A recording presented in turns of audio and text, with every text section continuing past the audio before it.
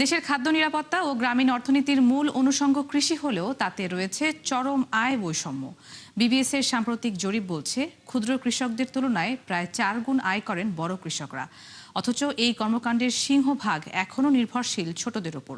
মূলত বেশি জমি এবং উপকরণ প্রাপ্তিতে প্রাধান্য পাওয়ায় এগিয়ে থাকছেন বড় কৃষক।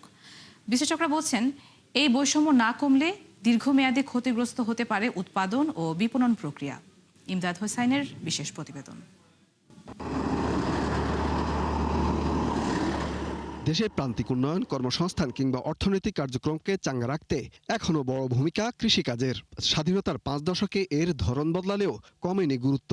তবে প্রযুক্তির আধুনিকায়ন, দিন দিন বড় কৃষকদের আধিপত্য আর কর্পোরেট চর্চার কারণে পিছিয়ে পড়ছেন ছোটরা, যার বড় ধাক্কা হিসেবে সামনে আসছে চরম আয় বৈষম্য।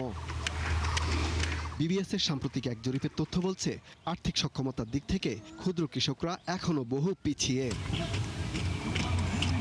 যেমন কৃষি পরিবারের গড় বার্ষিক আয় ৭৮,০০০ টাকা হলেও একজন ক্ষুদ্র কৃষকের বার্ষিক গড় আয় মাত্র ৩৩,৬৩৯। অন্যদিকে বড় কৃষকের বার্ষিক গড় আয় ১,২৯,৯৫৬ টাকা, অর্থাৎ বৈষম্য প্রায় 4 গুণ। অথচ তথ্য বলছে খাদ্য উৎপাদনে এখনো সিংহভাগ নির্ভরশীল ছোটদের ওপর। বিশ্লেষকরা মনে করেন এই বৈষম্য কমানো না গেলে ঝুঁকি বাড়তে পারে ভবিষ্যতে। বড় কৃষকের কিন্তু সক্ষমতা আছে, নতুন প্রযুক্তি গ্রহণ করার সক্ষমতা, ভালো বীজ কেনার সক্ষমতা ও বালাইনাশক সার ব্যবহার করার সক্ষমতা তার রয়েছে।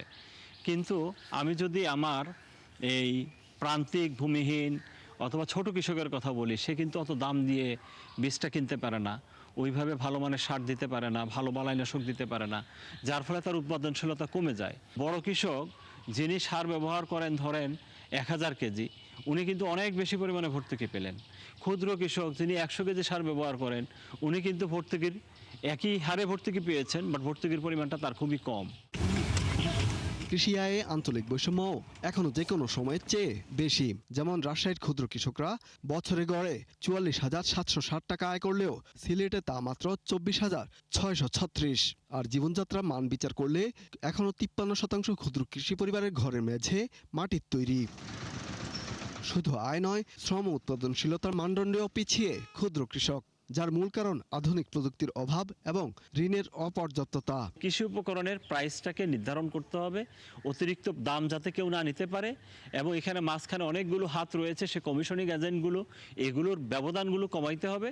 কৃষককে যাতে স্বল্প মূল্যে কৃষি উপকরণগুলো দেওয়া যায় সেই ব্যবস্থা করতে হবে, এবং কোনোভাবেই নকল ভেজালের বিরুদ্ধে জিরো টলারেন্স, এগুলো যদি পাওয়া যায় তাদের লাইসেন্স চিরতরে বাতিল করে দিতে হবে। এগুলোর ব্যাপারে কোনো আপোষ করা যাবে না, কারণ আমার কৃষকের স্বার্থে, দেশের খাদ্য নিরাপত্তার স্বার্থে নকল ভেজাল কৃষি উপকরণ থেকে দেশকে রক্ষা করতে হবে। ক্ষুদ্র কৃষকদের মোট আয়ের ৮৪% আসে গবাদি পশুপালন থেকে। এছাড়া মৎস্য চাষও দিন দিন হয়ে উঠছে গুরুত্বপূর্ণ। ইমদাদ হোসাইন, ৭১, ঢাকা।